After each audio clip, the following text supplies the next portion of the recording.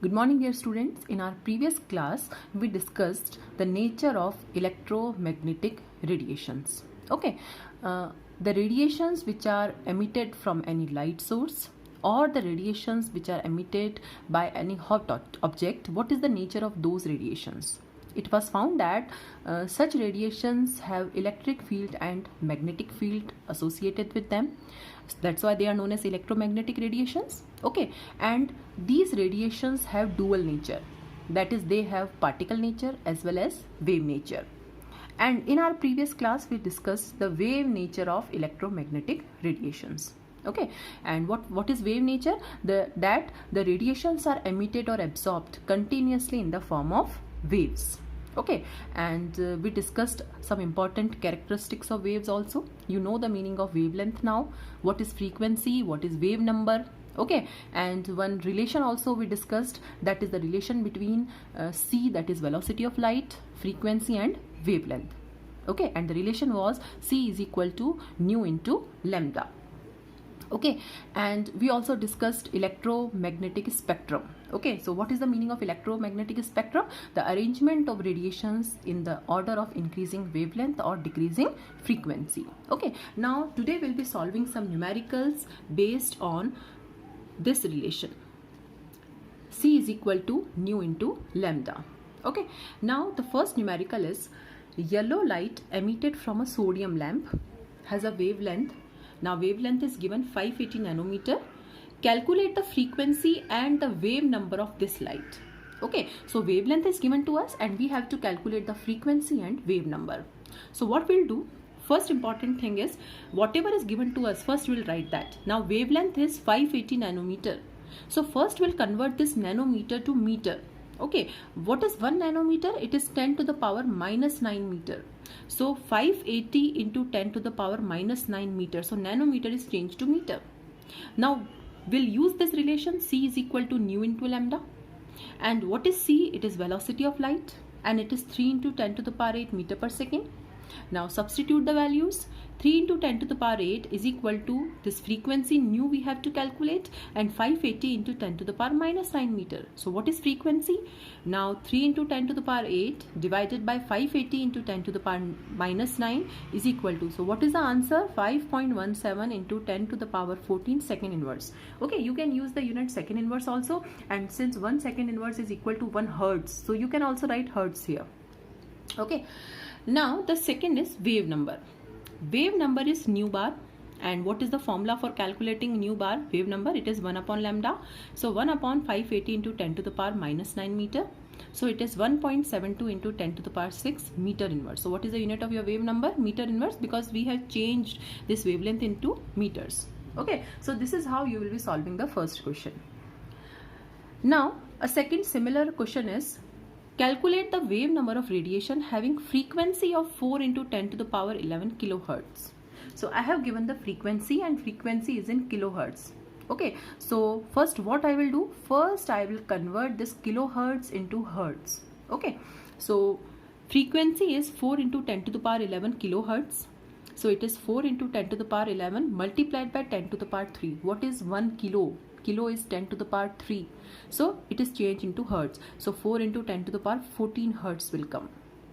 Okay, now wavelength we have to calculate. First we'll calculate wavelength. Now c is equal to nu into lambda, or 3 into 10 to the power 8 is equal to 4 into 10 to the power 14 multiplied by lambda. So lambda is, now what is the answer of wavelength? It is 0.75 into 10 to the power minus 6 meters. Okay, it will come in SI unit, that is meters. Now what is wave number? 1 upon lambda.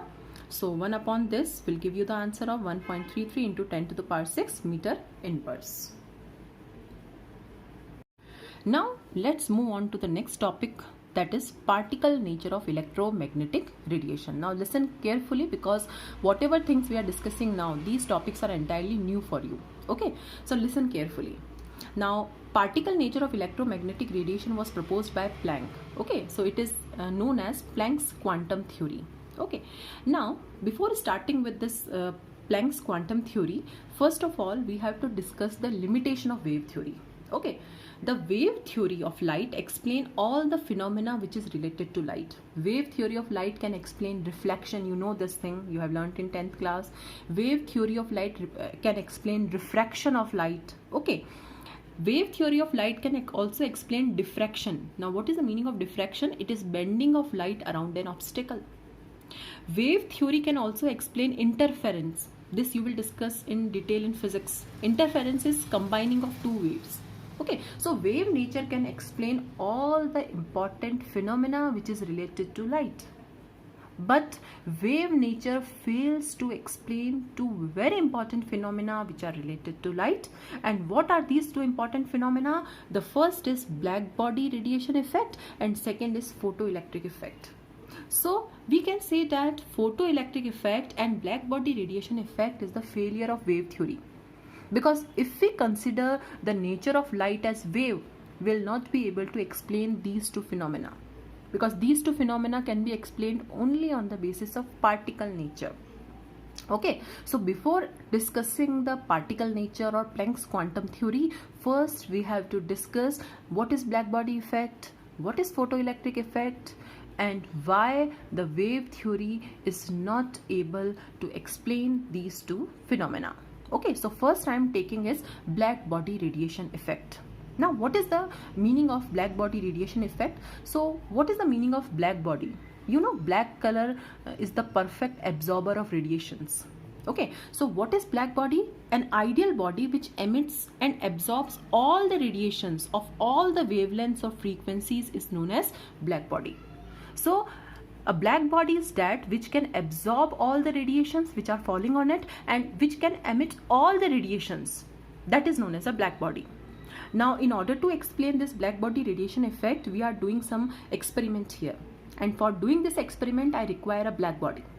Now what we can do, we can take any substance and paint it black, or we can take iron bar. Okay, so I have taken iron bar and this iron bar is kept in a furnace and this iron bar is heated. Now what will happen? As soon as we heat this iron bar, first this iron bar will absorb the radiations. Okay, now these arrows are showing that it is absorbing the radiations which are falling on it. So it will be absorbing the radiation. Clear? Now as the heating is continued, now you have seen this thing. Okay, you have seen that if we heat some iron bar, what will happen? Now first it will change into red color. Okay, now as the heating is continued, what will happen? The color will change to orange. If the heating is continued, then the color will change to yellow, then white, and finally at very high temperature the color changes to blue. This is black body radiation effect. So when the black body is heated, first it will absorb all the radiations, and as the heating is continued, now it is emitting the radiations. Okay, since we can see only visible color. Okay, so all the visible colors are here: red, orange, yellow, white and blue. Okay, it means as the intensity of heating is increasing, okay, this here the intensity is increasing, the wavelength will decrease. Red color is having less wavelength. Sorry, red color is having highest wavelength, okay, of the visible region, and blue color is having less wavelength. So as the intensity of heating is increasing, the wavelength is decreasing. Okay, so this is my black body effect, and whatever radiations are emitted, they are known as black body radiations. Now why the wave theory is not able to explain this black body radiation effect, that we have to discuss.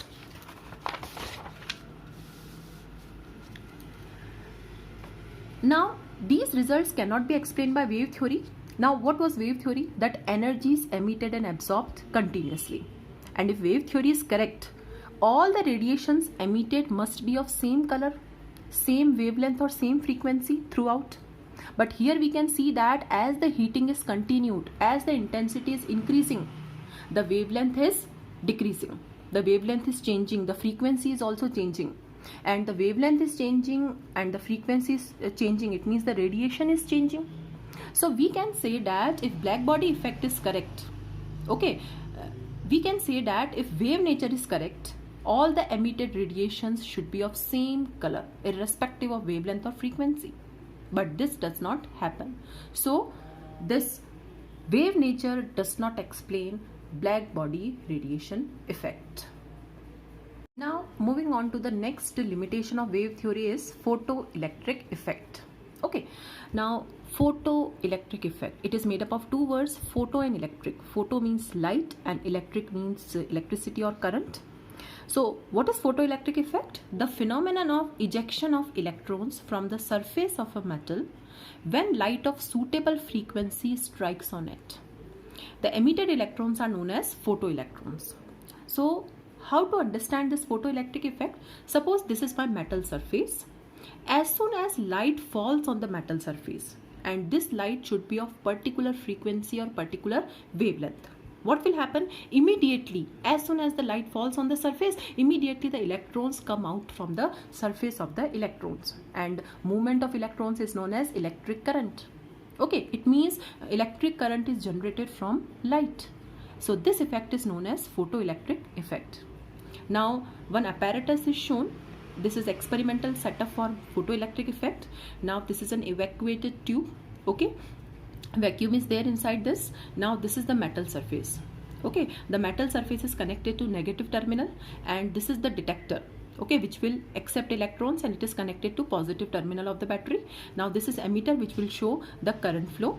Now electrons, as soon as light falls on this metal surface, the electrons are emitted from the metal surface and they move towards the positive terminal. Okay, so this experimental setup shows photoelectric effect.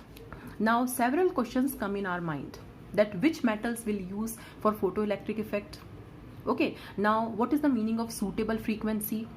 Can light of any other frequency cause photoelectric effect? Okay, now the answers of such questions are, first important point, only the metals such as cesium, rubidium or potassium can show this effect.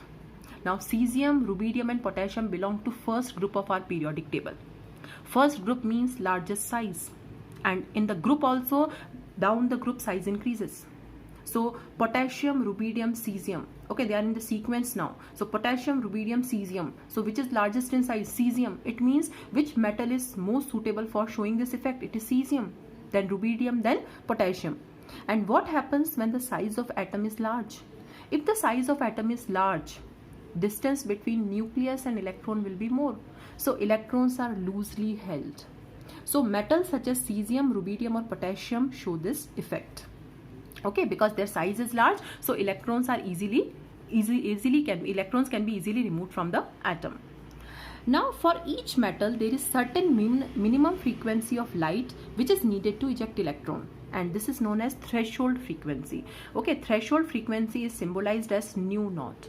So what is threshold frequency? The minimum amount of frequency required for a particular metal to remove electron. Okay, if the incident frequency, whatever frequency is falling on the metal, is less than threshold frequency nu naught, the electrons are not ejected.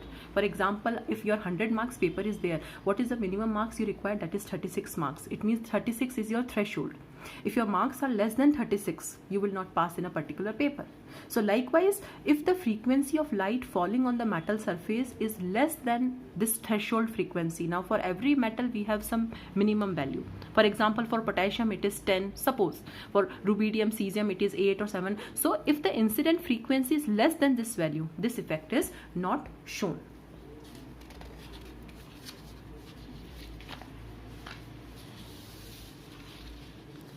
The next important point is,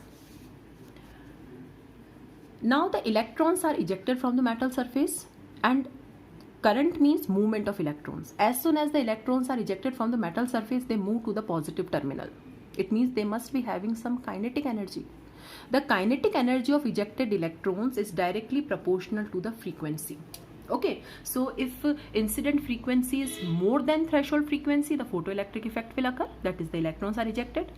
Greater is the frequency of the light falling, more fast the electrons will move towards the positive terminal, that greater will be the kinetic energy. Clear?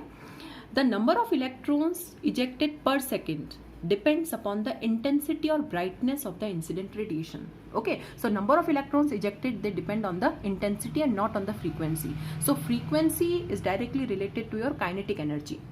and the number of electrons ejected per second is directly related to the intensity of incident radiation. So this is photoelectric effect. Okay, and afterwards we'll explain this photoelectric effect on the basis of Planck's quantum theory.